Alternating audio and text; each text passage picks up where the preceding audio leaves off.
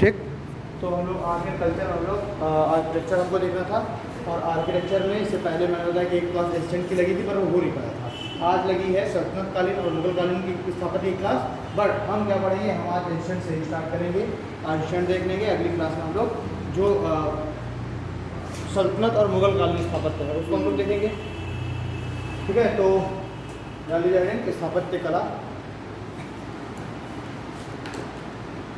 स्थापत्य कला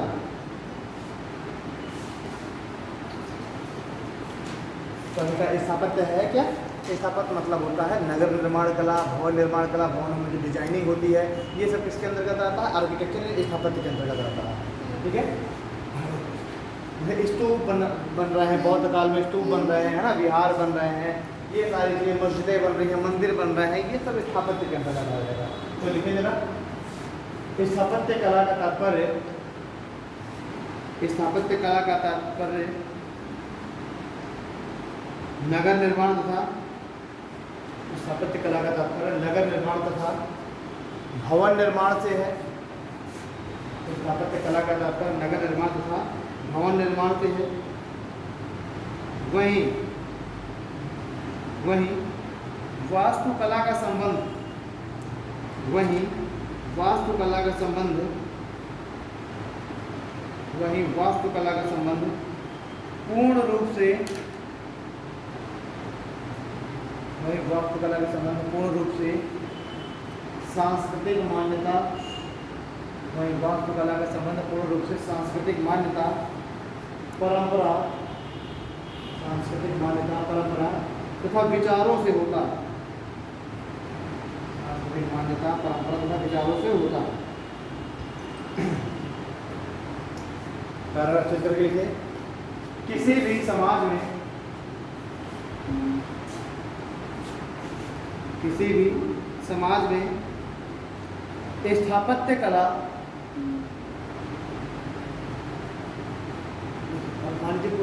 अगर मान लीजिए आपको किसी भी समय के बारे में जानना है कि उस समय टेक्नोलॉजी कैसी थी, या उस समय के जो राजा थे वो आर्थिक रूप से वो मजबूत थे कि नहीं, उनका इंटरेस्ट था कि नहीं इन सब चीज़ों में, तो आप उस समय क्या बिल्डिंग वगैरह देख लीजिए। तो अगर उस समय जो आर्थिक रूप से जो राजा वो मजबूत है, सशक्त है, तो बिल्डिंगें भी बड़ी बड़ी बनवाएगा। और अगर राजा जो है आर्थिक रूप से मजबूत नहीं है तो वहाँ पर बिल्डिंग बनेगी ही नहीं। अगर वो उस समय जो है तकनीकी टेक्नोलॉजी है ना, टेक्नोलॉजी का प्रयोग हो रहा है तो बिल्डिंग बनेगी, नई टेक्नोलॉजी का प्रयोग हो रहा है तो बिल्डिंग ऐसी आसान से बनेगी, है ना। तो अगर आपको उस समय के बारे में जानकारी चाहिए कि उस समय कैसी चीज़ें थी, समाज में लोग किस तरीके से वो कर रहे थे, तो आप उस समय की आर्किटेक्चर को देख लीजिए, आपको काफ़ी चीज़ें पता चल जाएंगी, है ना। तो क्या मैंने लिखवाया है, किसी भी समाज में स्थापत्य कला, किसी भी समाज में स्थापत्य कला समाज की आर्थिक स्थिति, किसी भी समाज में स्थापत्य कला समाज की आर्थिक स्थिति,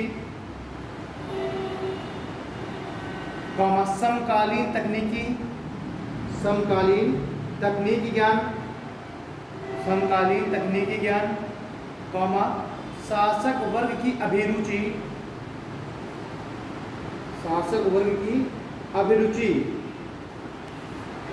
आदि पर निर्भर करता है। किसी भी समाज की स्थापत्य कला समाज की आर्थिक स्थिति, समकालीन तकनीकी ज्ञान एवं शासक वर्ग की अभिरुचि आदि पर निर्भर करता है। देखिए, भारतीय समाज में स्थापत्य के दृष्टिकोण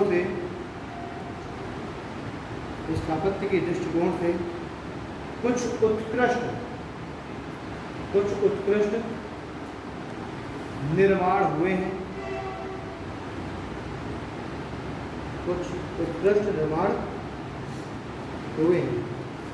पैराग्राफ चेंज करके लिखिए, मुगल काल के दौरान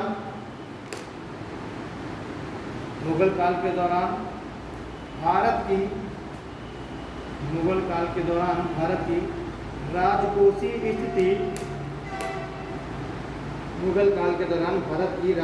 स्थिति काफ़ी मजबूत थी। मुगल काल के दौरान भारत की राजकोषीय स्थिति काफ़ी मजबूत थी और इसी का परिणाम स्थापत्य के विकास पर देखा गया। और इसी का परिणाम स्थापत्य के विकास पर देखा गया है।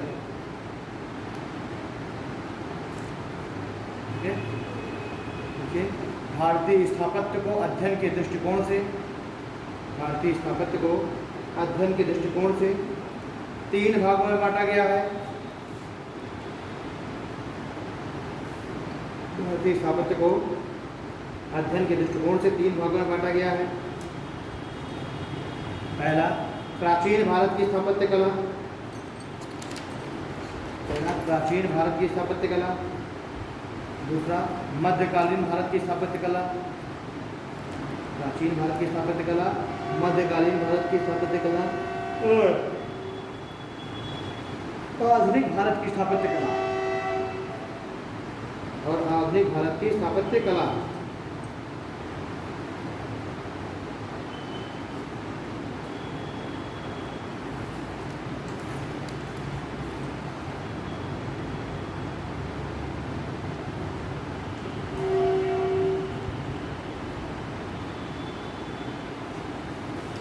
ठीक है, अब देखिए जब सर तो पहले प्राचीन भारत में अगर हम स्थापत्य को देखें तो अगर हम ग्राफ के रूप में इसको देखें तो इधर पर हम लिख सकते हैं स्थापत्य कला का विकास।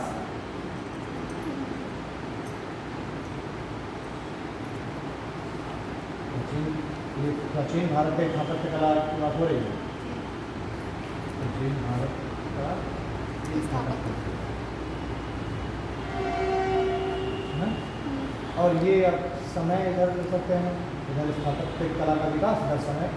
तो जो हमारा भारत था, भारत का क्या है, प्राचीन समय में भारत का पहले तो डेवलपमेंट हुआ है ना, और फिर हम देखेंगे कि उत्तर प्राचीन काल में आकर के, यानी कि बिल्कुल मध्यकाल में प्रवेश करने से जस्ट पहले, यानी वैदिक एरा के आसपास अगर हम देखें तो इसका डिक्लाइन होना चालू हो गया ना। पहले से क्या हुआ, अगर ये क्या है, ये है भारत का ग्राफ है। भारत का ग्राफ एंशिएंट पीरियड में क्या था, टॉप पर गया, यानी सिंधु घाटी सभ्यता के आसपास है ना, और फिर वैदिक काल के आसपास ये ग्राफ नीचे डाउन होना चालू हो गया। लेकिन वहीं अगर हम बात करते हैं यूरोप की, तो यूरोप का ग्राफ पहले क्या हुआ, पहले डिक्लाइन हो रहा था। जिस समय हमारे यहाँ हम टॉप पर थे उस समय वो बिल्कुल डाउन पर थे, और उसके बाद इनका क्या हुआ, इनका विकास चालू हुआ। तो ये है यूरोप का ग्राफ है, और ये हम क्या कहते हैं, ये है भारत का ग्राफ। भारत पहले क्या है, भारत पहले तो विकास किया और बाद फिर ये वैदिक काल के बाद से डाउन होना चालू हो गया। लेकिन यूरोप पहले डाउनफॉल में जा रहा था, और जिस समय भारत वैदिक काल चालू उस समय से इसका क्या होना चालू हो गया, इसका उत्थान होना चालू हो गया।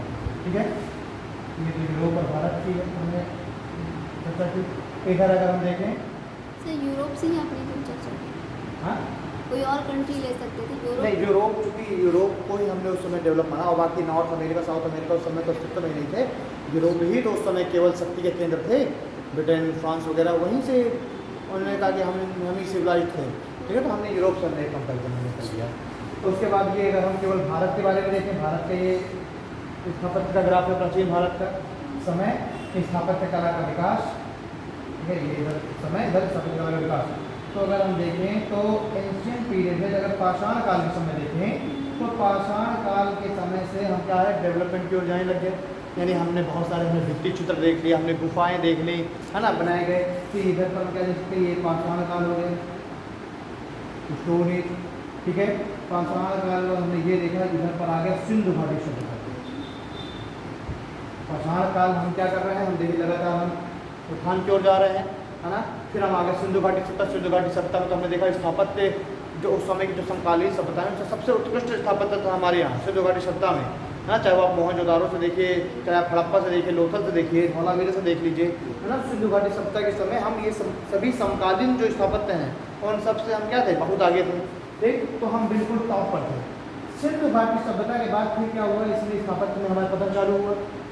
सिंधु घाटी सभ्यता के बाद हमारे स्थापत्य में पतन चालू हुआ। सिंधु घाटी सभ्यता के बाद हम वैदिक काल में हम कहाँ आ गए, वैदिक काल में एक डाउनफॉल आ गया। ठीक है, वैदिक काल के बाद हम देखें उत्तर वैदिक काल में फिर से एक बार विकास चालू होता है। ये वैदिक काल उस समय का है जिस समय ऋग्वेदों वगैरह की रचना हुई है ना। तो देखिए यहाँ पर तो पक्की ईंटों के मकान मिले, लेकिन यहाँ पर कच्चे मकान मिले हैं। ये नगरीय सभ्यता है, ये ग्रामीण सभ्यता है वैदिक काल, जिस समय ऋग्वेद वगैरह का निर्माण हो रहा है, यानी कि लगभग 1000 BC से लेकर 600 BC वाला जो समय है ना, ये क्या है, ये वैदिक काल। तो उसके बाद वैदिक काल के बाद फिर एक बार उत्थान चालू हुआ और उत्तर ये आ गया उत्तर वैदिक काल। उत्तर वैदिक काल में फिर डेवलपमेंट चालू हो रहा है। ठीक, उत्तर वैदिक काल के बाद ये हमारे गुप्त काल में, और गुप्त काल अपने चरम पर, गुप्त काल को स्वर्णिम भी कहा जा रहा था। ठीक है, गुप्त काल को स्वर्णिम भी कहा जाता है। गुप्त काल के साथ फिर हम चरम पर थे, और गुप्त काल के बाद देखो फिर से डाउनफॉल चालू हो गया, और ये हो गया आपका गुप्तोत्तर काल।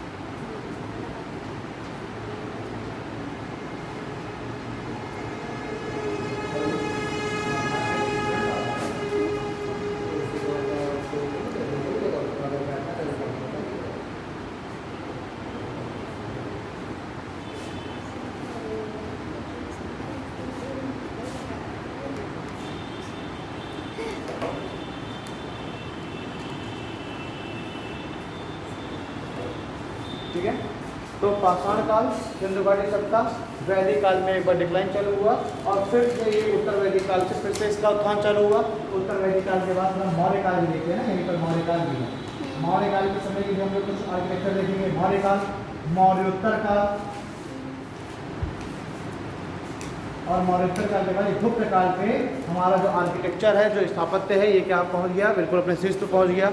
ठीक है, गुप्त काल के बाद एक बार फिर से डिक्लाइन चालू होता है। गुप्त काल, गुप्तोत्तर काल में जो, ठीक है, गुप्तोत्तर काल में आते हैं, इसका फिर से डिक्लाइन चालू हो रहा है, और गुप्तोत्तर काल के बाद इसका ये कहाँ हो गया, इसका मध्यकाल के समय इसका बिल्कुल पतन हो गया। मध्यकाल यानी जिस समय पर मोहम्मद बिन कासिम, गजनवी, गौरी, इन सब का भारत में आक्रमण हो रहा है, तो इस समय एक बार जो आर्किटेक्चर है वो क्या हो गया, फिर से अपने बिल्कुल किस पे आ गया, डाउनफॉल इसका हो गया, बिल्कुल निम्न स्तर पर आ गया। ठीक है ना। मध्यकाल के बाद जैसे ही दिल्ली सल्तनत की भारत में स्थापना होगी, दिल्ली सल्तनत के समय से फिर से एक बार इसका उत्थान चालू होगा। ठीक है, दिल्ली सल्तनत के समय से अगर हम देखें तो एक बार फिर से इसका उत्थान चालू हो रहा है। जैसे मुगल काल आता है, हाँ, दिल्ली सल्तनत के समय इसका एक बार फिर से उत्थान चालू होगा, और मुगल काल में ये फिर से अपने चरम पर पहुंचेगा।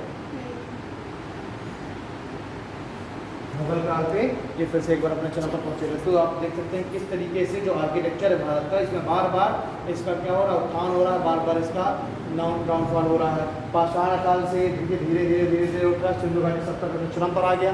सिंधु घाटी सभ्यता के बाद एक बार इसका फिर से पतन चालू हो गया।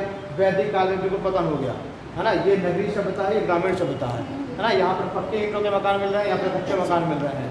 ठीक है, यहाँ पर बहुत सारे जो है आपको मूर्तियाँ वगैरह मिल रही, धातु की, यहाँ पर बहुत ज़्यादा कुछ नहीं मिल रहा। ठीक है, यानी कि हम समझ में आ रहा है कि लोग अब यहाँ पर गाँव में रहने लग गए हैं। वैदिक काल के बाद एक बार फिर से उत्थान चालू हुआ, है ना। एक बार फिर से क्या हो गया, इसका विकास होना चालू हो गया। वैदिक काल के उत्तर वैदिक काल, मौर्य काल, मौर्य काल से मौर्योत्तर काल, और गुप्त काल पर क्या हो गया, अपने बिल्कुल टॉप पर पहुंच गया, है ना। और इसको हमने क्या कहा, इसको हमने गोल्डन पीरियड बोल दिया गुप्त काल को। गुप्त काल के बाद फिर से डाउनफॉल चालू हुआ, गुप्तोत्तर काल होते हुए मध्यकाल पे इसका बिल्कुल जिस समय काश्यप और गौरी वगैरह गजनवी का आक्रमण हो रहा है यहाँ पर। अब चूंकि जब आक्रमण हो रहा है तो ऑलरेडी जो इस समय की जो कंडीशन है वो सब क्या होंगे भाई, अब आक्रमण हो रहा है, बार बार लूट के ले जा रहे हैं, तो यहाँ पर लोग अपनी सुरक्षा के लिए ध्यान देंगे ना, कि यहाँ पर लोग बड़ी बड़ी बिल्डिंगें बनवाएंगे। राजा बड़ा बड़ा स्थापना नहीं कराएगा, वो पहले अपनी सेना को मजबूत करने की कोशिश करेगा। तो यहाँ पर किसी भी तरीके का कोई भी हमें विकास आर्किटेक्चर देखने के लिए नहीं मिल रहा है। हेलो,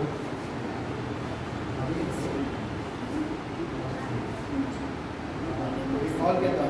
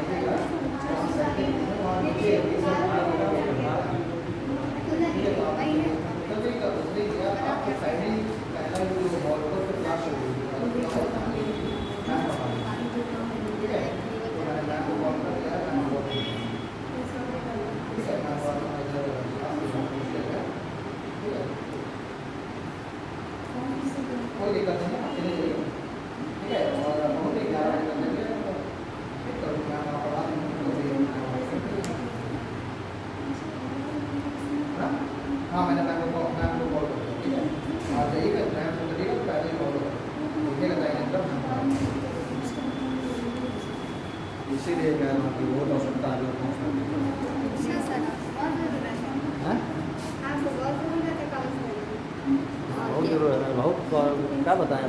2 दिन के लिए चले जाते हैं दिन की सैटरडे संडे को, तो वहाँ चले वहाँ परेशान बिल्कुल लगता है। ठीक है, दिल्ली सल्तनत देखिए, दिल्ली सल्तनत के समय से ये विकास चालू हो रहा है और मुगल काल पर जा करके ये अपने शीर्ष पर पहुँच जाएगा। और एक बार फिर से डिक्लाइन कब चालू होगा इसका, जब ब्रिटिश भारत को अपना उपनिवेश बना लेंगे। हाँ, तो मुगल काल के इस दौरान एक बार फिर से अपने चरम पर पहुंचा मिडिवल काल में, है ना। और जैसे ही ब्रिटिश भारत आएंगे तो इसका एक बार डाउनफॉल चालू होगा, जिस समय ब्रिटिश भारत को अपना उपनिवेश बना रहे हैं। और जब यूरोप में औद्योगिक क्रांति चालू होगी उसके बाद, ठीक है, उसके बाद हम देखेंगे एक बार फिर से धीरे धीरे इसका ग्राफ ऊपर बढ़ना चालू हो जाएगा औद्योगिक क्रांति के समय से। तो यहाँ पर हमने देखा ब्रिटिश उपनिवेशवाद का काल, और ब्रिटिश उपनिवेशवाद के काल में डाउनफॉल आ रहा है, और एक बार औद्योगिक क्रांति के समय में इसका एक बार फिर से विकास हो जाएगा। हाँ, और ये यहाँ पर छोड़ देंगे इसको। तो सर औद्योगिक क्रांति तो इंग्लैंड में हुई थी ना, तो उसका असर भारत में भी पड़ा ना। वहाँ औद्योगिक क्रांति की शुरुआत हुई, उसके असर भारत में भी पड़ा। फिर अब देखिए वहाँ पर औद्योगिक क्रांति चूंकि वहाँ पर होनी थी, वहाँ पर लगने की फैक्ट्रियाँ, लेकिन उसके लिए कच्चा माल भारत से लेकर के जाना था। तो उसके लिए इन्होंने क्या किया, भारत में बड़े बड़े गोडाउन्स बनाए, बड़े बड़े व्यापारिक कोठियाँ बनाई, रेलवे लाइन बिछाई। भाई चूँकि रॉ मटेरियल को लेकर के पोर्ट तक लेके जाना है, तो उस रॉ मटेरियल को भारत के अंदरूनी भाग से बंदरगाह तक कैसे लेके जाएंगे, रेलवे लाइन के द्वारा।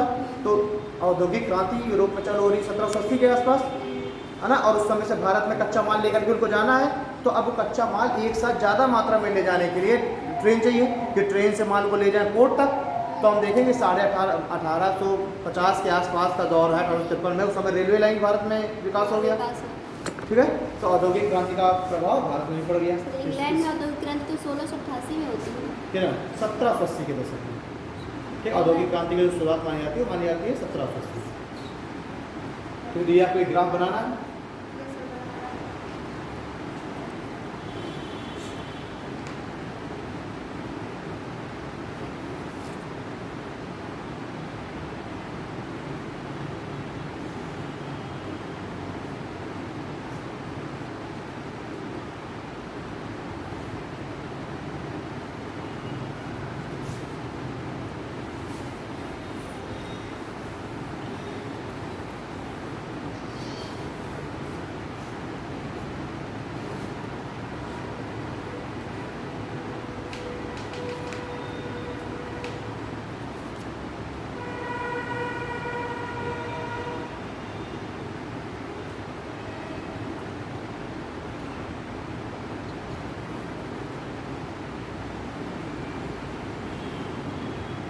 जैसे ही मुगल काल समाप्त होगा, है ना, यानी औरंगजेब की मृत्यु होगी, उत्तर मुगल काल चालू हो जाएगा। ये उत्तर, ये है देखिए, ये मान लीजिए मुगल काल है ना, और इसका जो डिक्लाइन चालू हो जाएगा वो उत्तर मुगल काल में चालू हो जाएगा, उत्तर मुगल काल। और ये आपका हो जाएगा औपनिवेशिक काल, औपनिवेशिक काल, ठीक है। और औपनिवेशिक काल के बाद ये औद्योगिक काल, और ये आधुनिक।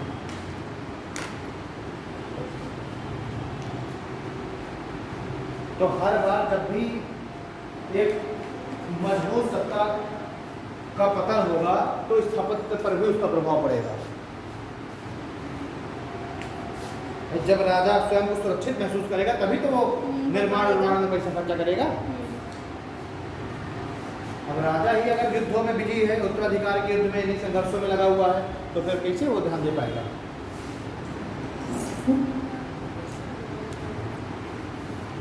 चल रहा है ना।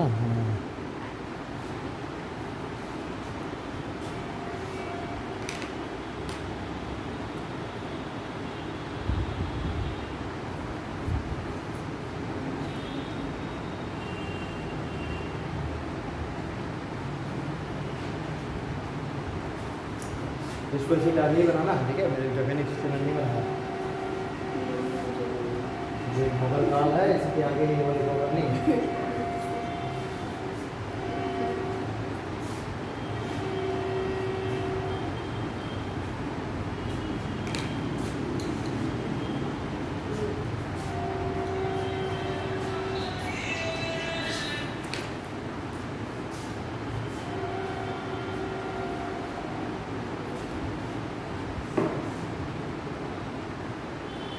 आज ये बगल में आप पहली बार आई हैं क्या?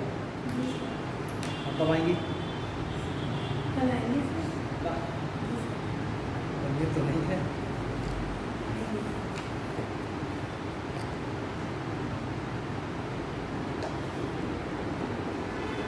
ठीक है, देखिए प्राचीन भारत की स्थापत्य कला में कई विविधताएं देखने को मिलती हैं।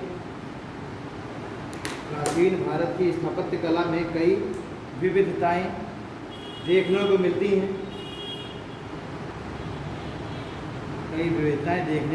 हैं।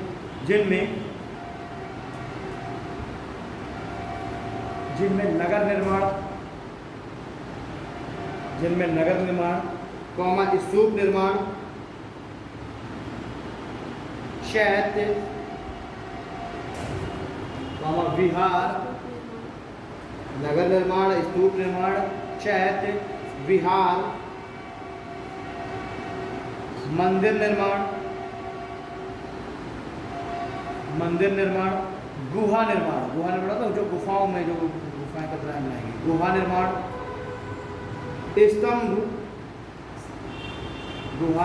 स्तंभ, मंदिर निर्माण आदि को रखा जा सकता है। ठीक है, देखिए इन स्थापत्यों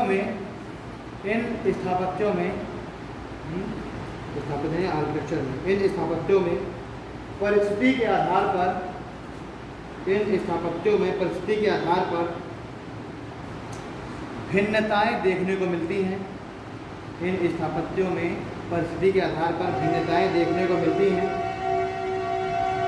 और प्रत्येक स्थापत्य कला एक दूसरे से पृथक दिखाई पड़ती है।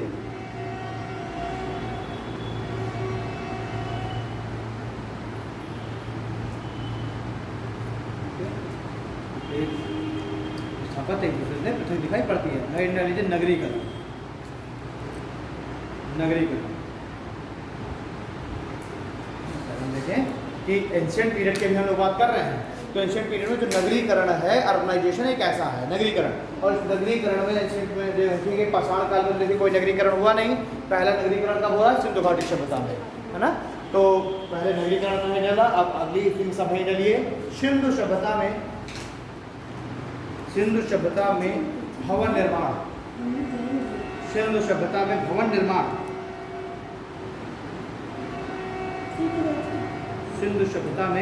भवन निर्माण। देखिए भारत में भवन निर्माण का कार्य,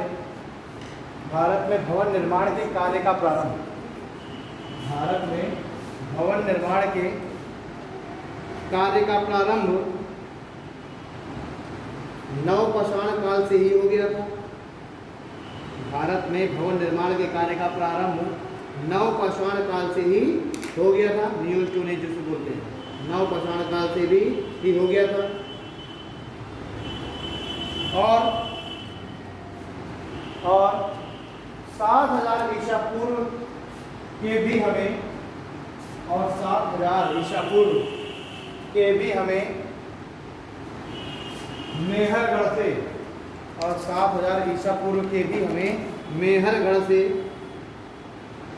बस्तियों के प्रमाण प्राप्त होते हैं। और 7000 ईसा पूर्व के भी हमें मेहरगढ़ से बस्तियों के प्रमाण प्राप्त होते हैं।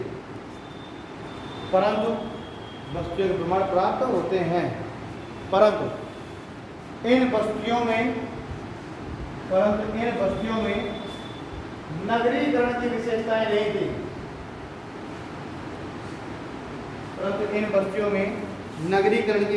मौजूद नहीं थी।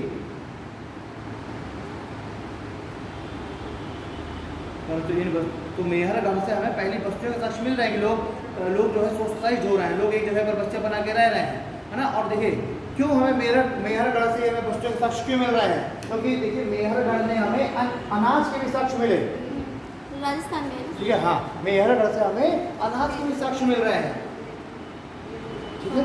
और अनाज जब क्या होगा कि जब लोग एक जगह पर रहना चालू हो जाएंगे तो वो खेती करेंगे। सपोज दैट लोगों ने खेती करना चालू किया, अब अगर खेती कर रहा है आदमी तो उसको उस जगह पर रहना पड़ेगा। ऐसा नहीं ना कि यहाँ पर ही आदमी रह रहा है और जाकर 200 किलोमीटर दूर खेती कर रहा है, तो जहाँ पर आदमी खेती करेगा वहीं पर उसको आसपास रहना पड़ेगा। तो इसलिए यहाँ पर चूंकि लोग एग्रीकल्चर करना सीख गए थे, इसलिए लोग उसी एग्रीकल्चर लैंड के आसपास लोग रहने भी लग गए। तो हमें यहीं पर हमें अन्न के भी साक्ष्य मिल रहे हैं, अनाज के भी साक्ष्य मिल रहे हैं मेहरगढ़ से, और हमें यहाँ पर प्राचीन सबसे पुरानी भारत में बस्तियाँ भी मिल रही हैं 7000 ईसा पूर्व की, आज से लगभग 9000 साल पहले की, ठीक है। लेकिन ये अर्बनाइजेशन नहीं था, यहाँ पर ये नगरीकरण नहीं था। मेहरगढ़ में बस्तियाँ तो मिली लेकिन नगरीकरण सभ्यता नहीं थी। नगरीकरण की सभ्यता पहली कहाँ देखने के मिल रही है? सिंधु घाटी सभ्यता की। पैराग्राफ चेक करके देख लीजिए। भारत में पहली नगरीय सभ्यता, भारत में पहली नगरीय सभ्यता, पहली नगरीय सभ्यता का काल, पहली नगरीय सभ्यता का काल सिंधु घाटी सभ्यता को माना जाता है। पहली नगरीय सभ्यता का काल सिंधु घाटी सभ्यता को माना जाता है।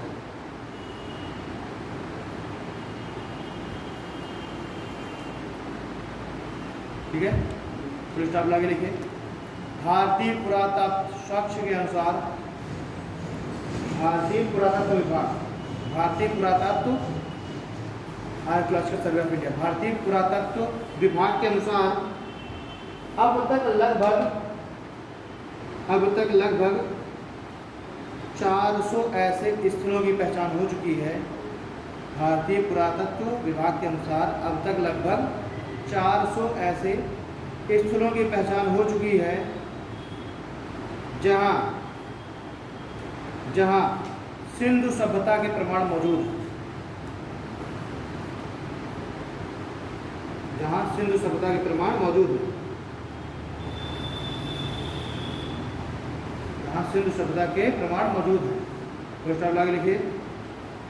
प्राप्त अवशेषों के आधार पर, प्राप्त अवशेषों के आधार पर, प्राप्त अवशेषों के आधार पर प्रमुख नगर के रूप में, प्राप्त अवशेषों के आधार पर प्रमुख नगर के रूप में हड़प्पा, प्रमुख नगर के रूप में हड़प्पा, मोहनजोदड़ो, हड़प्पा, मोहनजोदड़ो, धौलावीरा, बनावली, राखीगढ़ी, बनावली, राखीगढ़ी, चन्हूदड़ो, बनावली, राखीगढ़ी, चन्हूदड़ो, लोथल,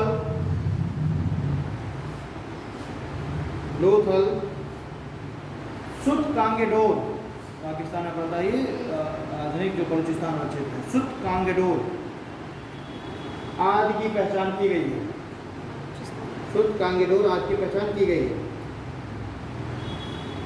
ठीक है, पैराग्राफ चेक करके लिखिए। सिंधु सभ्यता, सिंधु सभ्यता नियोजित नगरीय सभ्यता थी। नियोजित मतलब इसको जो सिस्टमैटिक रूप से बसाया गया था ना। सिंधु सभ्यता ऐसा नहीं थी जहाँ जिसका मन किया आदमी ने घर बना लिया, ना गली छोड़ा लोगों ने, ना ठीक है ड्रेनेज सिस्टम को छोड़ा लोगों ने। सिस्टमैटिक रूप में लोगों ने क्या करना रखा है, अपने घर बना रखे हैं। ठीक है, प्रॉपर भैया गलियाँ बना रखी हैं, प्रॉपर ड्रेनेज सिस्टम मिले हैं, यानी कि ये क्या है पूरा सिस्टमैटिक रूप में बसा हुआ है। भाई बहुत सारे आप देखेंगे बोले बने हैं घर, कुछ ना कुछ आइडिया नहीं कहाँ से रास्ता है, पता चले गाड़ी नहीं जा पा रही है ना। तो सिंधु सभ्यता सुनियोजित नगरीय सभ्यता थी, सुनियोजित नगरीय सभ्यता थी। फिर स्टॉप। प्रत्येक नगर किलेबंद था, प्रत्येक नगर किलेबंद था और किलेबंदी के लिए, प्रत्येक नगर किलेबंद था और किलेबंदी के लिए और किलेबंदी के लिए बाह्य दीवारों पर और किलेबंदी के लिए बाह्य दीवारों पर कच्ची ईंटों का प्रयोग किया गया था। जैसे ये मान लीजिए ये कोई नगर है ना, इसके चारों तरफ बाउंड्री बनाई जाती थी इस तरीके से, है ना, फोर्टिफिकेशन कर दिया गया, चार तरफ 4 गेट लगाए जाते थे, 4 द्वार ये हो जाते थे, ठीक। और ये जो आउटर जो वॉल है ये बनाई जाती थी कच्ची ईंटों से, जबकि अंदर का जो पूरे मकान है सब पकी हुई ईंटों के थे, है। आउटर वॉल कौन सी ईंटों के, कच्ची ईंटों के, और चारों दिशाओं में 4 गेट हैं। तो पूरे के पूरे नगर को क्या कर दिया गया है, किले बंद कर दिया गया है, ताकि अगर कोई भी इन्वेड होगा तो उससे सुरक्षा हो सके, ठीक। तो बाह्य दीवारों पर इसको किलेबंद किया गया था और किलेबंदी के लिए बाह्य दीवारों पर कच्ची ईंटों का प्रयोग किया गया था। इसी आगे लिखिए, नगर आयताकार तथा वर्गाकार थे। नगर आयताकार तथा वर्गाकार रूप में थे। नगर आयताकार तथा वर्गाकार रूप में थे।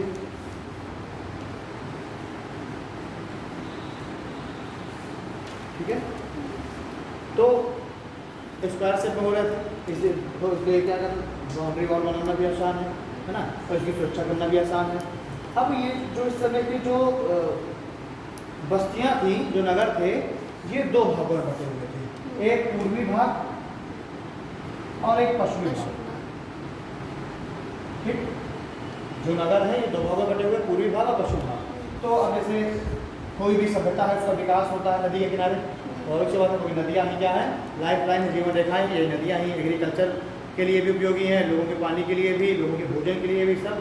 तो नदियों के किनारे, इन नदियों के ही किनारे ही सभ्यता का विकास होगा। तो नदी के किनारे ही मान लीजिए पूरी सिटी बसी हुई है, ये पूरा नदी के किनारे नगर बसाया गया।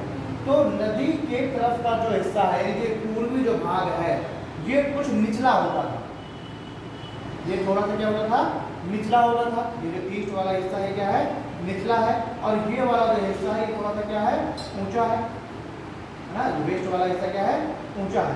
तो इससे ये निष्कर्ष निकाला इतिहासकारों ने कि यहाँ पर समाज 2 भागों में बटा हुआ है। जो समाज के निचले वर्ग के जो लोग हैं वो कहाँ रह रहे हैं, आगे रह रहे हैं, ताकि अगर बाढ़ आएगी तो यही तो प्रभावित होंगे, है ना। और ये वाला हिस्सा क्या है, ये ऊंचा है, बाढ़ से प्रभावित नहीं होगा, है ना। यानी यहाँ पर समाज की जो एलीट क्लास के लोग हैं वो रह रहे हैं, यानी समाज में जो विभेद है वो दिखाई दे रहा है। तो ऐसे होगा सब लोग एक ही तरह से रह रहे होते ना, क्यों अलग अलग जो है तरीके से बना हुआ है, कुछ निचला स्थान है, कुछ ऊंचा है। यानी कि यहाँ पर जो समाज है वो भी कई वर्गों में बटा हुआ, 2 वर्गों में बटा हुआ। एक समाज के एलीट क्लास के लोग हैं, एक कॉमन लोग हैं।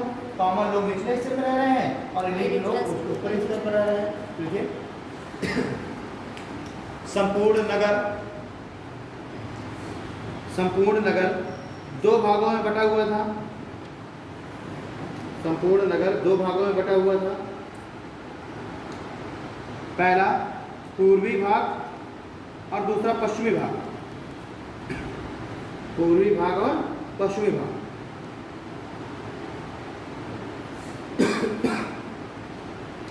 पूर्वी भाग अपेक्षाकृत नदी के समीप, पूर्वी भाग अपेक्षाकृत नदी के समीप तथा पूर्वी भाग अपेक्षाकृत नदी के समीप तथा निचला होता था। पूर्वी भाग अपेक्षाकृत नदी के समीप तथा निचला होता था, जबकि पश्चिमी भाग नदी से दूर और ऊंचा होता था। इससे हम निष्कर्ष निकालते हैं कि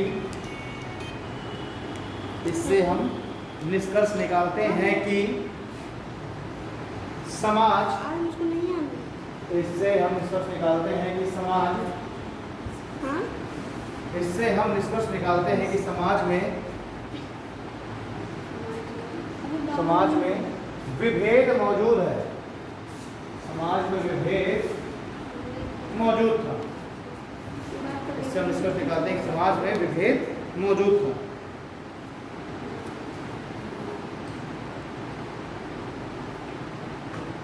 ठीक है, पैराग्राफ चेंज करके लिखिए। नगर निर्माण में मुख्य सड़क, नगर निर्माण में मुख्य सड़क पूर्व से पश्चिम दिशा में होती थी। नगर निर्माण में मुख्य सड़क पूर्व से पश्चिम दिशा में होती थी ताकि प्रचलित हवाओं द्वारा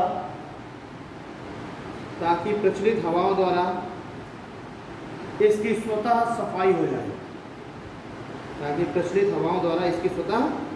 जाए, ठीक है। रात्रि में आवागमन के लिए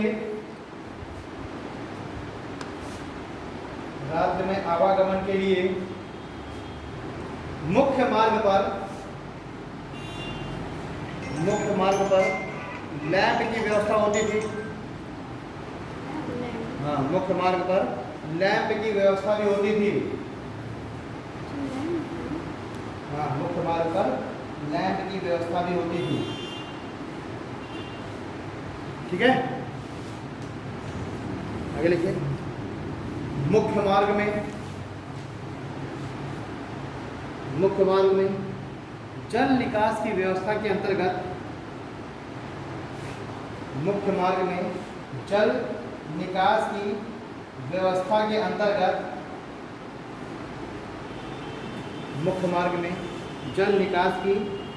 के अंतर्गत जो नालियां बनी हुई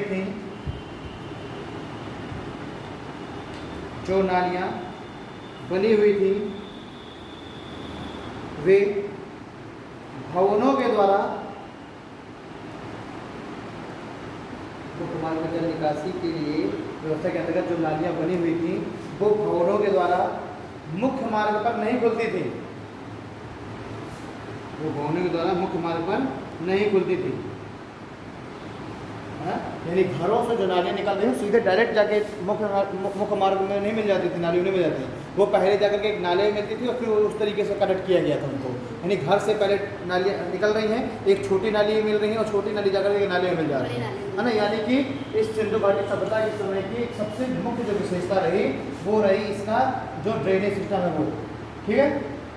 तब देखिए जैसे ये है नदी के इधर पर कोई सोसाइटी बसी हुई है ना। ये है निचला नगर, ये है ऊपरी नगर, और सड़कें इस तरीके से बनाई जाती थी संपूर्ण, मतलब सड़कें बिल्कुल सीधी बनाई जाती थी पूर्व से पश्चिम दिशा में, ताकि हवाएं जो चल रही हैं पूर्व से पश्चिम उसके द्वारा अपने आप सफाई हो जाए, ठीक।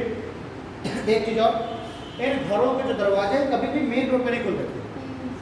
इसमें क्या बनाया हुआ था, जैसे ऐसे अंदर एक और गली बनाई हुई है और लोगों के जो घर है वो ऐसे बने हुए थे, यानी दरवाजे यहाँ पर खुलते थे, है ना। ये घर बना है, दरवाजे यहाँ खुलते थे और फिर ये गली जाकर के ये देखने मिलती थी मेन रोड से, है ना। तो मेन रोड पर दरवाजे नहीं खुले, सुरक्षा के दृष्टिकोण से भी था ये, साथ ही सुरक्षा के दृष्टिकोण भी हो गया और साथ ही गंदगी की भी कम आए, ठीक है।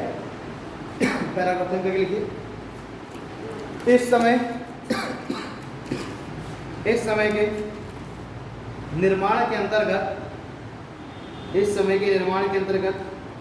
सड़कें समकोण पर एक दूसरे को काटती थी। इस समय के निर्माण के अंतर्गत सड़कें समकोण पर एक दूसरे को काटती थी। Full stop. सड़कों के किनारे कई प्रकार के आवासों की प्राप्ति हुई है। सड़कों के किनारे कई प्रकार के आवासों की प्राप्ति हुई है, जो कि सड़कों के किनारे कई प्रकार के आवासों की प्राप्ति हुई है जो कि सामाजिक विभेद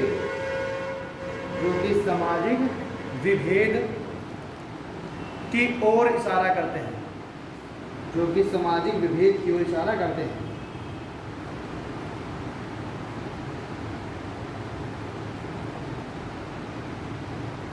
ठीक है। लिस्ट आप लगा लिखिए। भवनों की साज सज्जा के लिए अलंकृत ईंटों का प्रयोग किया गया। भवनों की साज सज्जा के लिए अलंकृत ईंटों का प्रयोग किया गया है।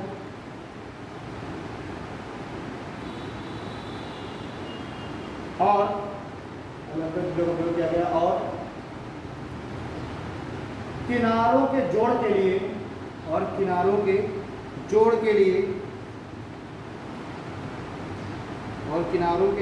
लिए एल प्रकार की ईंटें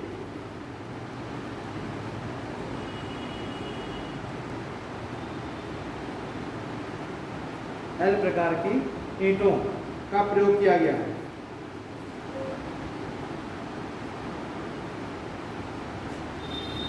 एल प्रकार की ईंटों का प्रयोग किया गया। ठीक है, तो एल प्रकार की ईंटें कैसी,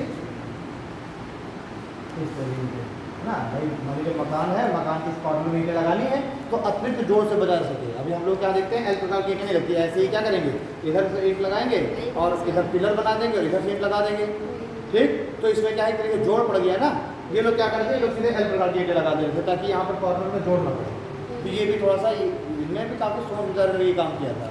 ठीक है, तो ये तो सिंधु घाटी सभ्यता के समय किस तरीके के हमें शहर मिल रहे हैं। अब इधर बौद्ध काल, क्या डालना सर? बौद्ध काल के विहार निर्माण कला, बौद्ध काल के विहार निर्माण कला, बौद्ध काल के विहार निर्माण कला।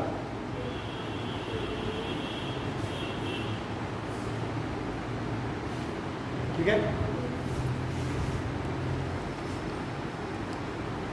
तो हम देखें बौद्ध काल की एक मुख्य जो स्थापत्य कला है वो थी विहार निर्माण। ठीक है, विहार क्या होते थे, विहार क्या थे, विहार थे जो बौद्ध भिक्षु हैं उनके निवास स्थल भी हैं। जो विहार है निवास स्थल के रूप में भी कार्य कर रहे हैं, उनकी उपासना स्थल के रूप में भी कार्य कर रहे हैं। और बाद में हम देखेंगे कि यही जो विहार हैं ये शिक्षण केंद्रों के रूप में भी कार्य करने लगे हैं। ठीक है, तो एक देखिए विहार है और कुछ विहारों में तो मान लीजिए सिर्फ स्तूप ही मिले हैं, कुछ में केवल मठ ही मिले हैं, पर कुछ विहार ऐसे भी मिले हैं जहां पर स्तूप भी है ना, मठ भी है। ठीक है, उसके बाद एक संरचना इस तरीके से और मिली हुई है, मतलब एक ये पूरा जो कैंपस है इसको कहा गया बौद्ध विहार, और उस कैंपस के अंदर स्तूप भी है, मठ भी है, उसी के अंदर इसको कह दिया गया पूरा कुटी है ना। और इसके अंदर ही यहाँ पर एक किनारे से बौद्ध भिक्षुओं के रहने के लिए घर बने हुए हैं, इस तरीके से कमरे कटे हुए हैं है ना, ये बौद्ध भिक्षुओं के रहने के लिए। और इस एक किनारे पर बना दिए गए क्लासरूम है ना, यानी कि शिक्षण स्थल।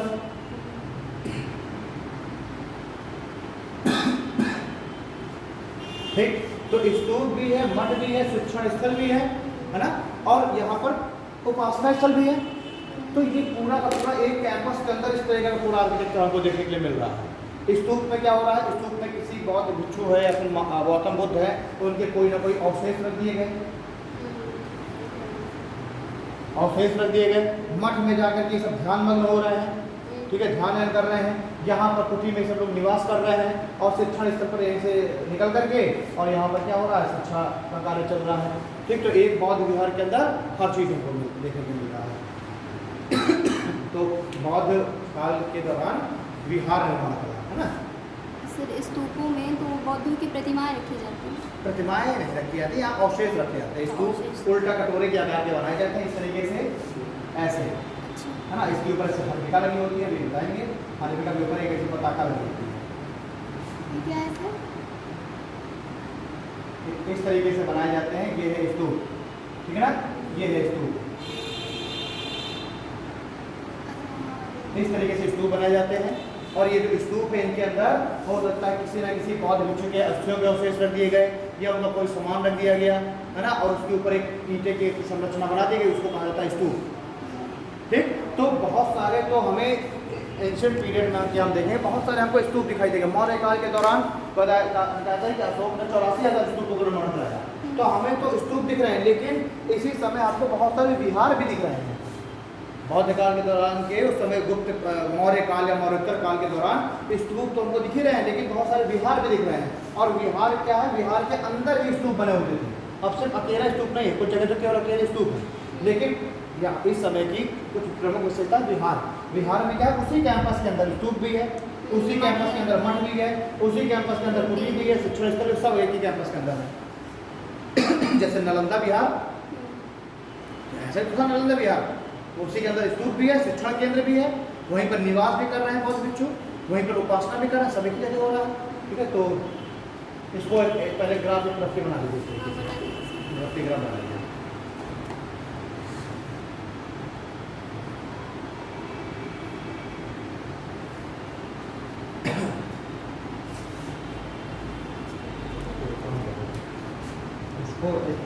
इसको मत नहीं तो उसको लिखो चाहे ना, थोड़ा चाहते हैं बार बार करना, उसको अलग करना पड़ेगा।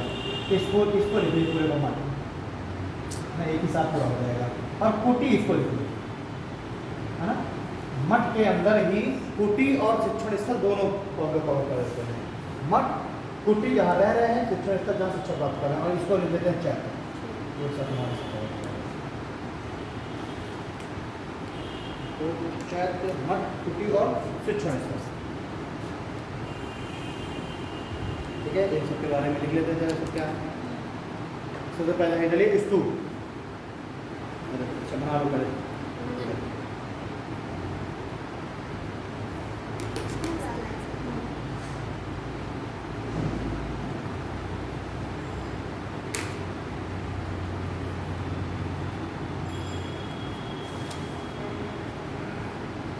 स्तूप, चैत, मठ, मठ के अंदर कुटी और शिक्षण स्थल।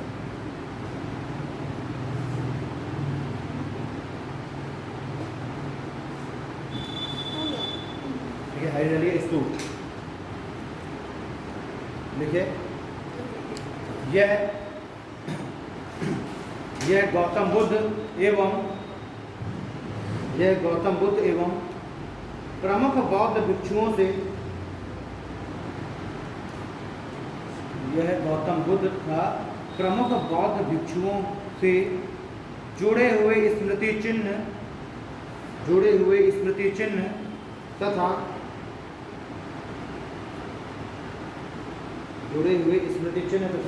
अवशेषों पर निर्मित होते हैं।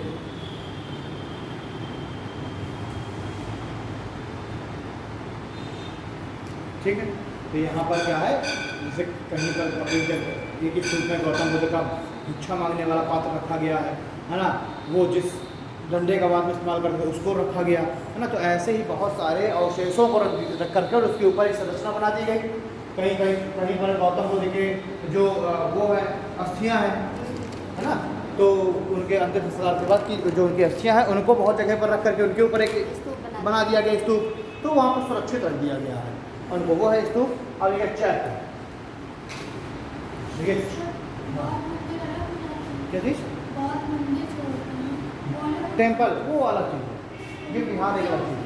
हाँ वो देखिए, पहले तो बौद्ध धर्म में पूजा का जो है वो ही नहीं था, मान्यता ही नहीं थी भाई। जब बौद्ध धर्म की जब स्थापना हुई तो हुई ही इसीलिए क्योंकि सनातन धर्म में जो उस समय जो ब्राह्मण धर्म है उसमें ये सब ये पूजा, मूर्ति पूजा और बहुदेववाद ये सब आ गया था। तो इसके ही अगेंस्ट जो कुछ लोग हो गए, उन्हीं ने क्या किया, बौद्ध धर्म की स्थापना की। एक तरीके से इसमें जो कुरीतियाँ आ गई थी हिंदू धर्म में, सनातन धर्म में, इसके ही अगेंस्ट बौद्ध धर्म की स्थापना हुई। तो उसमें मूर्ति पूजा का भी विरोध किया गया, ये सब पढ़ा चुका हूँ ना, बहुदेववाद का भी विरोध किया गया, सबका विरोध किया गया इसमें। लेकिन बाद में हम देखें कालांतर में बौद्ध धर्म में भी ये प्रवेश कर गया, है ना। ये जो कुरीतियाँ हैं ये बाद में जाके बौद्ध धर्म में प्रवेश कर गई। तो शुरुआत में तो बौद्ध धर्म में सब नहीं थे, मंदिर मूर्ति पूजा था ही है, लेकिन बाद में हम देखेंगे बौद्ध धर्म में कुरीतियाँ आ गई ये सब, और मूर्ति पूजा होने लग गई। और अब उसके बाद फिर मंदिरों का निर्माण चालू हो गया बौद्ध धर्म के, ठीक है। और गौतम बुद्ध की मूर्तियाँ बनाकर उनकी पूजा की जाने लगी, ठीक। जब हीनयान और महायान शाखाओं में जब वो बढ़ गया बौद्ध धर्म, और फिर वो आगे जब वज्रयान आ गया तो उसमें तो बिल्कुल से मूर्ति पूजा चालू हो गई, है ना। जादू टोना ये सब चालू हो गया, तंत्र मंत्र वज्रयान शाखा में। तो यहाँ पर क्या है, अभी हम लोग स्तूप उसको विहारों को पढ़ रहे हैं, और वो फिर उनकी जो टेम्पल्स है वो एक अलग मैटर है, ठीक। इस समय अभी टेम्पल नहीं बन रहा है, इस समय केवल विहार बन रहा है, ठीक है। चैत देखिए, यह बौद्ध भिक्षुओं के समाधि स्थल है, ये बौद्ध भिक्षुओं के समाधि स्थल है। स्तूपों में तो क्या किया जाता था, उनकी जो अस्थियां होती है उनको रख करके उसके ऊपर निर्माण किया जाता था। चैत्य में क्या हो रहा है, उनको दफना दिया जा रहा है। दफनाने के बाद एक ऐसे चबूतरा जैसे बना दिया गया। ठीक है, तो यह बौद्ध भिक्षुओं के समाधि स्थल है। कालांतर में यह उपासना के केंद्र भी बन गए। कालांतर में यह उपासना के केंद्र भी बन गए। कालांतर में यह उपासना केंद्र, उपासना स्थल के रूप में भी प्रचलित हो गए। ठीक है, तो आप इस्लाम धर्म में नहीं देखते हो, उसमें भी तो जो समाधि स्थल है उसमें ही तो उपासना की जाती है। समाधि स्थल में चादर चढ़ाई जाती है, उसमें उपासना की जाती है। तो ऐसे ही समाधि स्थल उपासना के केंद्र बन गए और उनको हमने क्या कहा, चैत्य। ठीक है, जैसे मजार वैसे ही चैत्य। ठीक है, अगला देखिए मठ।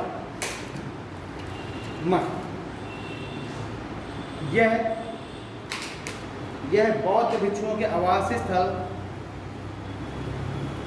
यह बौद्ध भिक्षुओं के आवासीय स्थल तथा शिक्षा केंद्र थे। मठ बौद्ध भिक्षुओं के आवासीय स्थल तथा शिक्षा केंद्र थे। शिक्षा के केंद्र, शिक्षण केंद्र, यह बौद्ध भिक्षुओं के निवास स्थल तथा शिक्षण केंद्र थे, है ना। तो यही मठों के अंदर ही दो तरीके की संरचनाएं हैं, कुटी और शिक्षण स्थल, है ना। पूरे को घेर करके बना दिया गया मठ, एक अलग पूरा कैंपस बना दिया गया। ठीक है, इस तरीके से इसको घेर दिया गया और इसको पूरे का नाम दे दिया गया मठ। मठ के अंदर ही बनी हुई कुटी और एक तरफ बने शिक्षण स्थल, और ये हो गया बिल्कुल अलग। तो अब उपासना करनी है तो यहाँ जाइए, बाकी रहना है शिक्षण करना तो इस कैंपस के अंदर रहिए। ठीक है, अगला रहिए कुटी। हाँ, कुटी, यहाँ बौद्ध भिक्षु एवं शिक्षण कार्य में, यहाँ बौद्ध भिक्षु एवं शिक्षण कार्य में लगे शिक्षक तथा विद्यार्थी निवास करते हैं। यहाँ बौद्ध भिक्षु तथा शिक्षण कार्य में लगे बौद्ध शिक्षक एवं विद्यार्थी निवास करते हैं। शिक्षण स्थल,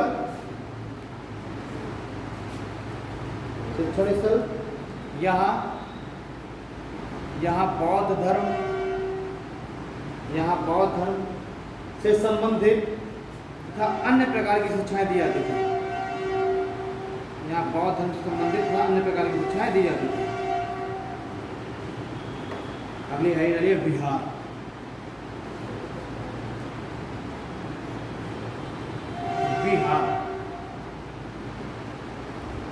देखिए, विहार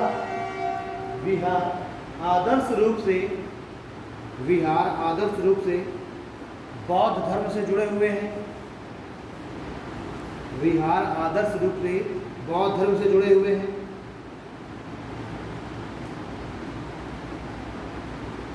विहार आदर्श रूप से बौद्ध धर्म से जुड़े हुए हैं। आगे लिखिए, यह संरचनाओं का केंद्र था। यह संरचनाओं का केंद्र था। यह संरचनाओं का एक केंद्र था, परंतु सामान्यतः इसे शिक्षण केंद्र के रूप में ही मान्यता प्राप्त थी। परंतु सामान्यतः इसे शिक्षण केंद्र के रूप में ही मान्यता प्राप्त थी।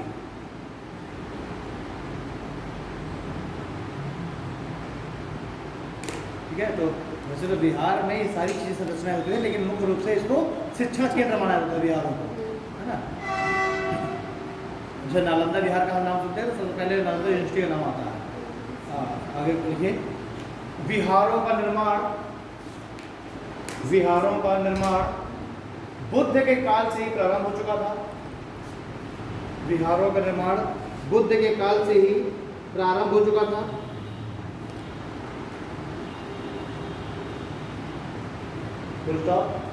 उत्तर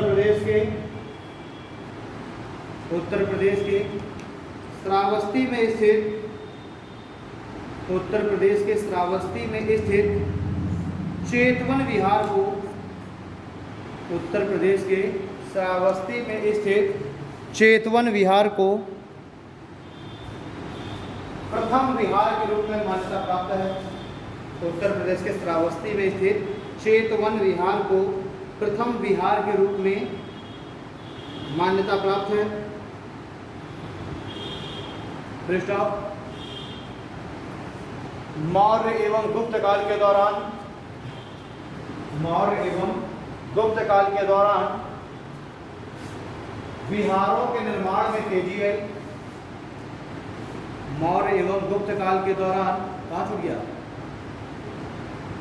मौर्य एवं गुप्त काल के दौरान विहारों के निर्माण में तेजी आई। विहारों के निर्माण में कई प्रकार की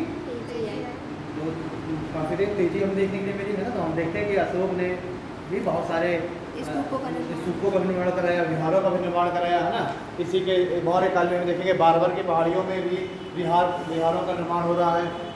ठीक है, देखिए बोले साहब, इन विहारों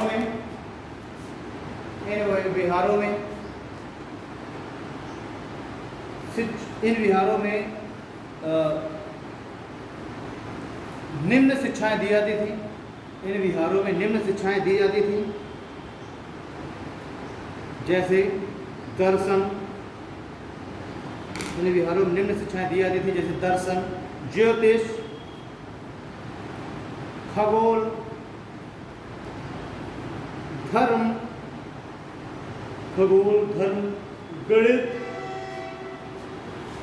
गणित, राजनीति विज्ञान इत्यादि। राजनीति विज्ञान इत्यादि।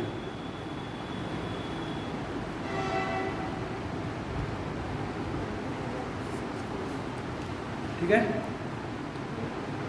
पैराग्राफ चेंज करिए। देखिए, गुप्तोत्तर काल तक आते आते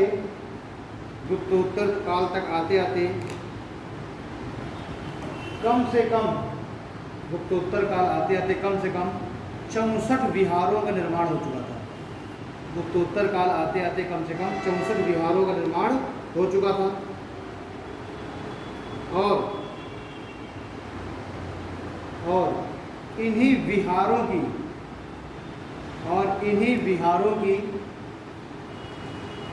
उपस्थिति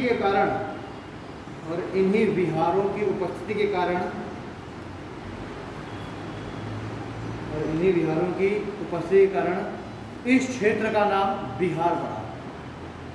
तो मौर्य काल की राजधानी तो पाटलिपुत्र ही थी, तो उसी क्षेत्र में सबसे ज़्यादा निर्माण कार्य हुए, और तो इन विहारों के वृद्धि के कारण इस क्षेत्र का नाम बिहार पड़ा। ठीक है, ये पैराग्राफ देख लीजिए। देखिए, 12वीं शताब्दी के दौरान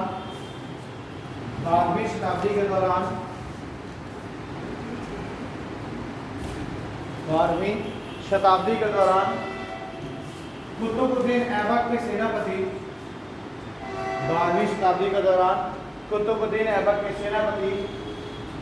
बख्तियार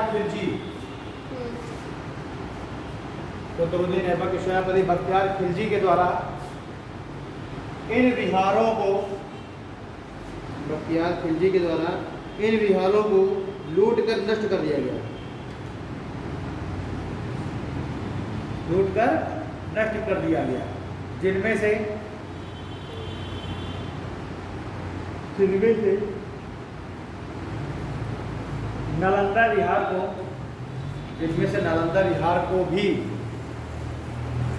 जिनमें से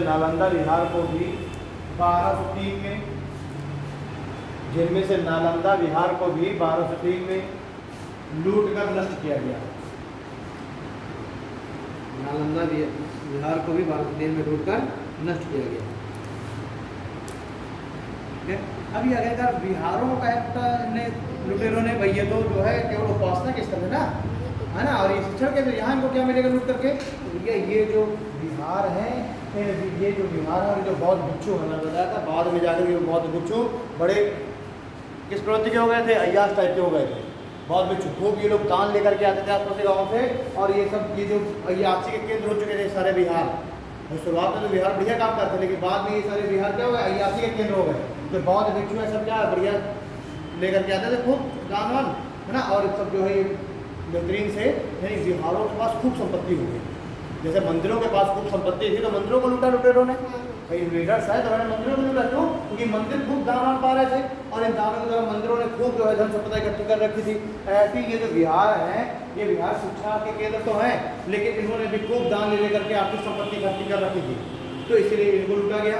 क्योंकि ये खूब इस समय तक खूब समृद्ध हो चुके थे बिहार भी। ठीक है, देखिए भारत में स्थित प्रमुख बिहार, भारत में स्थित प्रमुख बिहार। पहला लिखिए जेतवन बिहार उत्तर प्रदेश, जेतवन बिहार उत्तर प्रदेश। वही चेतवन वाला जो यूपी में सॉरी जेतवन कह रहा हूँ, चेतवन बिहार, चेतवन बिहार श्रावस्ती उत्तर प्रदेश। नालंदा बिहार, नालंदा बिहार। विक्रमशिला बिहार है। हाँ, विक्रमशिला भी बिहार। ठीक है, विक्रमशिला बिहार। अगला है उद्दतपुरी, उद्दतपुरी ये कहाँ पड़ता है? बिहार है में, उद्दतपुरी बिहार। अगर ये सांची, सांची स्तूप है, वो पूरा बिहार के रूप में नहीं है, तो सांची स्तूप है, सांची स्तूप मध्य प्रदेश। ठीक है, अगला है नहपान महाराष्ट्र, नहपान महाराष्ट्र। एक है भाजा, नहपान महाराष्ट्र, और एक है भाजा, ये भी है महाराष्ट्र। फाजा बिहार। हाँ, भाजा महाराष्ट्र। सर फाजा बिहार नाम हुआ ना इसका तो? हाँ? फाजा बिहार नाम है। भाजा, हाँ भाजा नहीं नाम, भाजा। ठीक है, भाजा महाराष्ट्र। ठीक है सर इसको भाजा बिहार तो कहते होंगे। ये, हाँ ये एक्चुअली में बिहार के रूप में नहीं है, ये स्तूप ही के रूप में है केवल। हाँ, जैसे कि सांची है और ये भाजा है ये, और जैसे आपका नहपान है ये स्तूप ही है केवल। भरूच भी स्तूप ही है, ये कहाँ है सर? मध्य प्रदेश। ठीक है, मध्य प्रदेश में होगा भरूच। अब लिखिए स्तूप निर्माण कला। हमने अभी बिहार देख लिए, अब हम देखते हैं थोड़ा सा स्तूपों के बारे में। स्तूप निर्माण कला, सर नहयान भी महाराष्ट्र में है ना? हाँ, स्तूप निर्माण कला। देखिए महात्मा बुद्ध के स्तूप निर्माण कला। देखिए महात्मा बुद्ध के महापरिनिर्वाण के पश्चात, महात्मा बुद्ध के महापरिनिर्वाण के पश्चात उनकी अस्थियों को, महात्मा बुद्ध के महापरिनिर्वाण के पश्चात उनकी अस्थियों को 8 भागों में बांटा गया। उनकी अस्थियों को 8 भागों में बांटा गया, और इन अस्थियों के ऊपर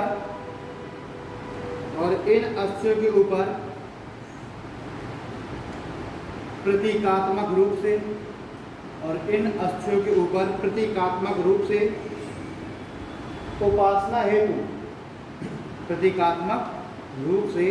उपासना हेतु एक संरचना बना दी गई। प्रतीकात्मक रूप से उपासना हेतु एक संरचना बना दी गई। यही संरचना स्तूप कहलाए। यही संरचना स्तूप कहलाए। पैराग्राफ चेंज कीजिए। देखिए स्तूप एक अर्धगोलाकार आकृति की संरचना है। स्तूप एक अर्धगोलाकार आकृति की संरचना है, जिनके आंतरिक भागों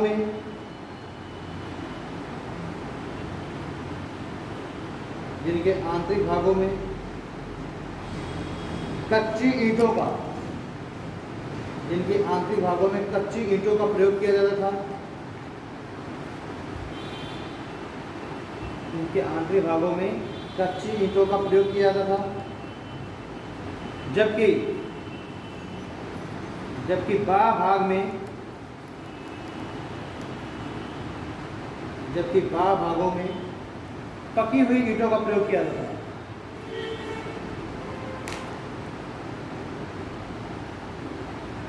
जबकि बाह्य भागों में पकी हुई ईंटों का प्रयोग किया जाता है।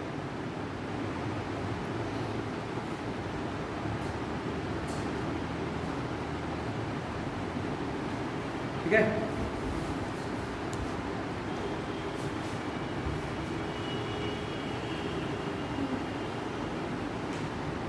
स्तूप कैसे बनाए जा रहे थे?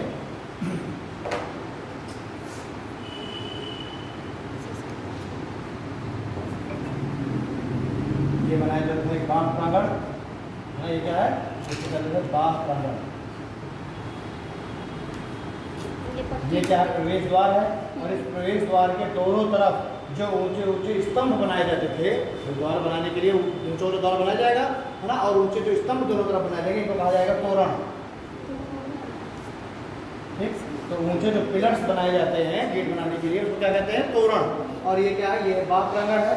इसके जस्ट सामने बिल्कुल इस तरीके से एक मार्ग दिया जाता है, ठीक है, और इस मार्ग के बिल्कुल ठीक सामने ही ऐसी एक गोलाकार संरचना होती है, ऐसी इस तरह गोलाकार संरचना। ठीक, और इस गोलाकार संरचना में क्या करेंगे? इधर पर ऐसे बने होंगे जीने, ठीक है, जीने में चढ़े, जीने में चढ़ने के बाद इस तरीके से मान लीजिए जीने में चढ़ गए। ठीक, जीने में चढ़ने के बाद क्या है कि इधर से क्या होगा? एक प्रदक्षिणा पथ होगा। ये क्या हो रहा था? ये हो गया प्रदक्षिणा पथ। लोग क्या कर रहे हैं? इससे परिक्रमा करते थे, और बीचों बीच इस तरीके से होता था स्तूप। इस तरह बनाया जा रहा है स्तूप। तो ये क्या है? ये हो गया प्रदक्षिणा पथ। तो इसमें आपसे पूछा गया कि इसमें जो स्तूप है, इन स्तूपों में कौन कौन सी आकृति देखने के लिए मिल रही है? तो एक बाह्य प्रांगण जो कि चारों तरफ से बाउंड्री वॉल से घिरा हुआ है, सामने बिल्कुल इसमें एंट्री गेट है, उस एंट्री गेट में जो ऊंचे ऊंचे स्तंभ लगे होंगे वो है तोरण। ठीक है, इन तोरण के बिल्कुल सामने एक गलियारा है, गलियारे के बिल्कुल सामने क्या है? जीने दिए हुए हैं, और जीने से थोड़ा सा ऊंचाई रखी गई है 5-6 फीट की हाइट, और हाइट में कुछ जीने चढ़ने के बाद फिर ये प्रदक्षिणा पथ है। प्रदक्षिणा पथ किसके लिए है? ताकि ये जो मेन स्तूप है, इस स्तूप की लोग परिक्रमा कर सके, क्योंकि स्तूप के अंदर ये क्या रखे गए हैं? अवशेष रखे गए हैं।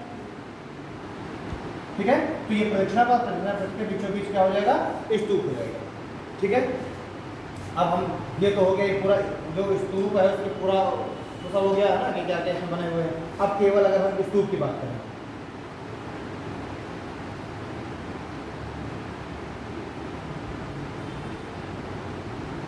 स्तूप की बात करते हैं, स्तूप की ये जो बीचों बीच जो आकृति है उसको है मैं बना रहा हूँ। उसमें तो सर आपने पूरा सर्कल बना दिया।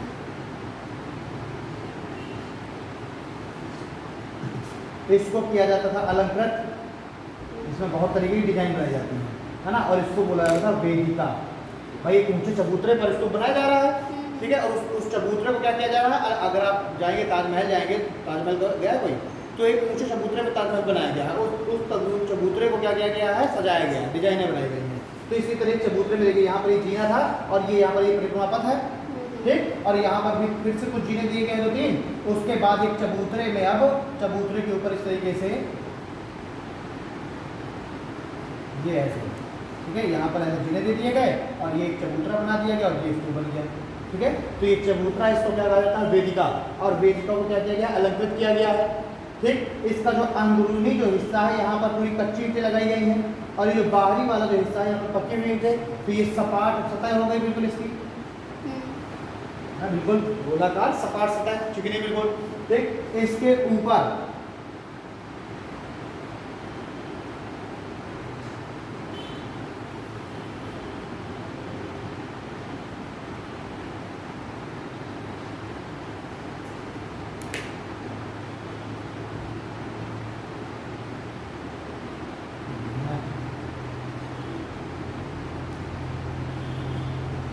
इसको कहते हैं, इसको ये जो एक बेस बनाया गया है स्तूप के ऊपर एक बेस बनाया जाता है जिसके ऊपर छत्रिका लगा होती थी।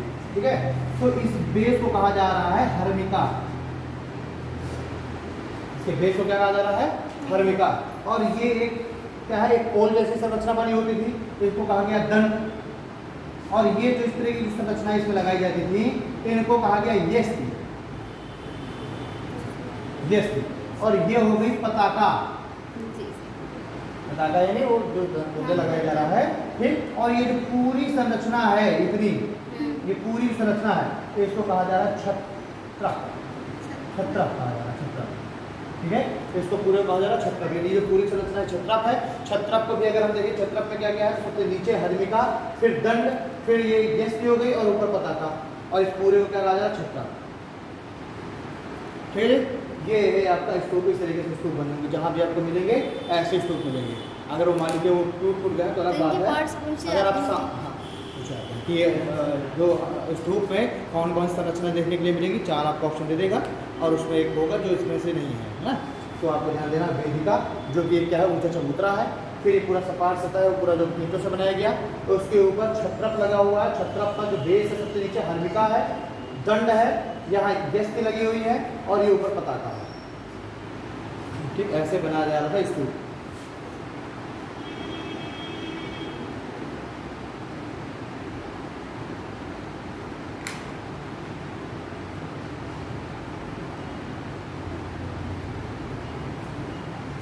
फिर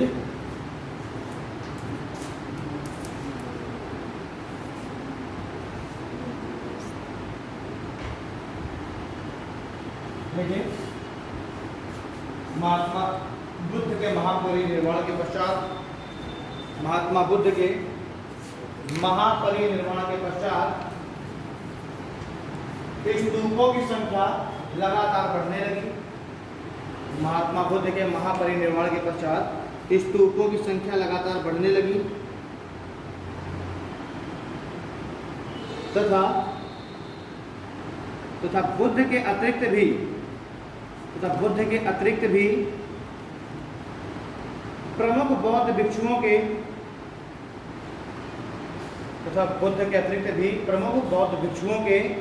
स्मृति के रूप में बुद्ध के अतिरिक्त प्रमुख बौद्ध भिक्षुओं की स्मृति के रूप में भी स्तूपों का निर्माण किया जाने लगा। बौद्ध भिक्षुओं के स्मृति के रूप में भी स्तूपों का निर्माण किया जाने लगा। स्टॉप लगा लिखिए, स्तूपों का निर्माण किया जाने लग गया। फिर स्टॉप। स्मृति चिन्हों की भिन्नता के आधार पर स्मृति चिन्हों की भिन्नता के आधार पर स्तूपों को 4 भागों में बांटा गया। स्तूपों को 4 भागों में बांटा गया। पहला पारभौगिक। पहला है पारभौगिक। इसमें क्या होता था कि बौद्ध भिक्षुओं के द्वारा दैनिक जीवन में उपयोग की जाने वाली वस्तुओं को रख करके जो स्तूप बनाए जा रहे हैं उनको कहा जा रहा है पारभौगिक। पारभौगिक जो स्तूप के प्रकार है उसमें क्या रखा जाएगा? बौद्ध भिक्षुओं के दैनिक उपयोग में यूज की जाने वाली वस्तुओं को, जैसे उनका भिक्षापात, उनका दंड, ठीक है, उनकी खड़ाऊ, ये सब चीज़ें, तो इनको रख करके जो बना दिए गए स्तूप पारभौगिक। दूसरा उद्देशिका।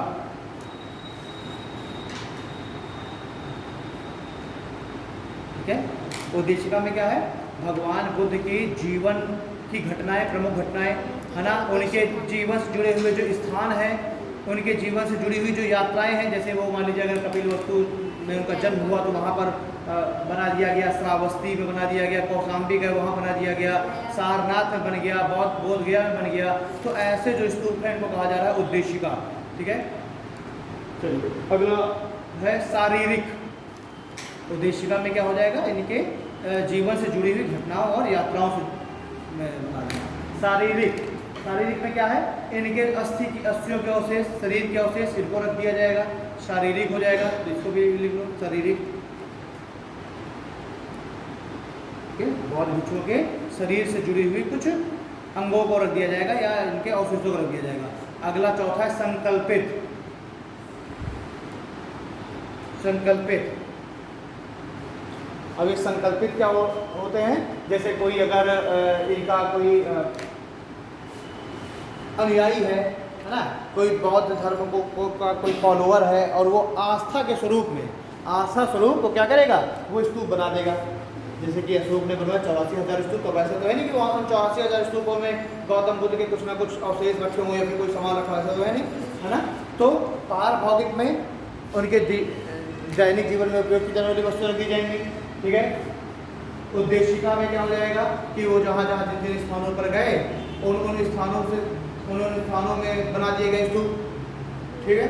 शारीरिक में उनके शरीर के अवशेषों से जुड़े अवशेषों को रख करके स्तूप बनाए गए। और संकल्पित में क्या है, किसी ने जो है संकल्प लिया कि मैं बनाऊंगा, है ना, नहीं लोग कहते हैं संकल्प लेते हैं कि मैं जो है मंदिर में घंटा जला दूंगा, ये करूंगा, है ना, या मंदिर का निर्माण करा दूंगा, तो ये तरीके से संकल्पित अपनी आस्था प्रकट करने के लिए। तो 4 तरीके के स्तूप बनाए गए, ठीक है जी।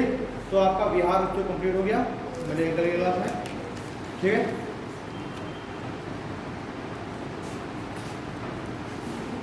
मिलते हैं कल, थैंक यू।